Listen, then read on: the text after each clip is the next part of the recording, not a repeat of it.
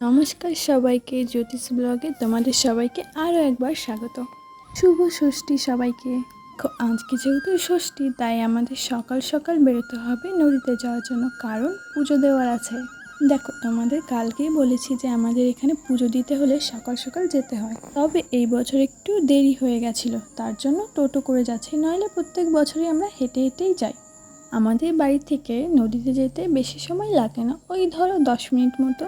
আরও বাদ দাও ওই সব কথা, তোমাদের একটা মজার কথা বলি। এই যে টোটোটায় যাচ্ছি, এটা হচ্ছে আমার ভাইয়ের টোটো। আচ্ছা তোমরা বলো, একটা টোটোতে মোট কতজন ওঠা যায়? আমরা উঠেছিলাম মোট 10 জন। আমরা প্রায় নদীর কাছাকাছি চলেই এসেছি। এই ভাইকে বললাম তোর আর যেতে হবে না, কারণ আজকে নদীতে ভীষণ ভিড় হয়, তো ভাইয়ের ঘুরতে অসুবিধা হবে, তার জন্য ভাইকে বললাম এইখানেই নামিয়ে দে। তাই নামিয়ে দিয়ে চলে গেল, আর আমরা সবাই হাঁটতে হাঁটতে এখন নদীতে যাচ্ছি। দেখো আমাদের পেছনে আরও কত লোক আসছে। প্রথমে আমরা ভেবেছিলাম যে আমরা মনে হয় একাই টোটোতে এসেছি, কিন্তু এইখানে এসে দেখি টোটো, ভ্যান, এমনকি 4 চাকা করেও লোক এসছে। দেখেছো নদীতে কতটা ভিড়? দেখো আমরা যখন গেছিলাম প্রায় 9:30 থেকে 10টা বাজে, তখনও এতটা ভিড়, তাহলে বুঝতে পারছো সকালে আরও কত ভিড় ছিল। প্রথমে আমরা দুজন ভেবেছিলাম যে স্নান করবো না, পরে ভাবলাম এতটা দূর যখন এসেছি একবার স্নানটা করেই যাই। এর জন্য মাকে একটু গুছিয়ে দিয়ে আমি আর বোন নেমে পড়লাম নদীতে। এদিকে আমার স্নান করাও কমপ্লিট, আর ওইদিকে আমার পুজো দেওয়াও কমপ্লিট। মা শুধু বললো ধূপকাঠিটা ওই দিকটায় রেখে আয়, তার জন্য আমি এখানে এসে শুধু ধূপকাঠিটা রেখে নমস্কারটা করে নিলাম।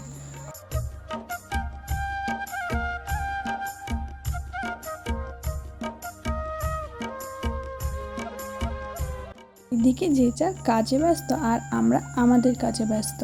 আমরা নদীতে নেমেছি, তখনই দেখি কটা খুচরো পয়সা। এবার সবাই পুজো করেছে, তার জন্য সেই টাকাগুলো ওখানে রেখে গেছিলো, আর আমার বোন ওটাকে নিয়ে বলছে চল সামনে একটা মন্দির আছে, ওইখানটায় আমরা দিয়ে দেবো।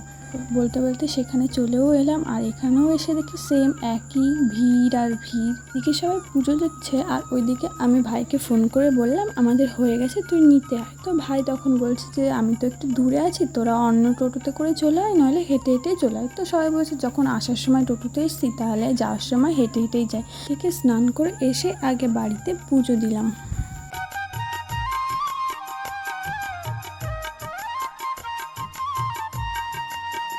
দেখো জামাই ষষ্ঠী মানে খই চিড়ে, মুড়ি, দই, এইগুলোই। তাই আমিও নিয়ে বসে পড়লাম। আমি ঘরেই বসেছিলাম, কিন্তু বাইরে গিয়ে দেখি একটা বস্তা আম দিয়ে গেছে দিদির শ্বশুর। তো আমি আম খাই না, তাই আর বস্তাটা খুলে দেখা হয়নি। আর এইদিকে মা এসেই রান্না বসিয়ে দিয়েছে, ডাল, মাংস সব কিছু আর কি গুছিয়ে নিচ্ছে। মধ্যে দাদাও চলে এসেছিলো, তাই দাদাকে খেতে দেওয়া হয়ে গেছে। আমাদের বলে দিই মেনুতে কী কী হয়েছিল। মেনুতে হয়েছিল পটল ভাজা, স্যালাড, মাটন, ডাল, চাটনি, পাঁপড়, মিষ্টি, দই, আম। খুব বেশি কিছু রান্না করলে দাদা খেতে চায় না, তার জন্য মাকে বলেছিলাম বেশি কিছু রান্না করতে হবে না।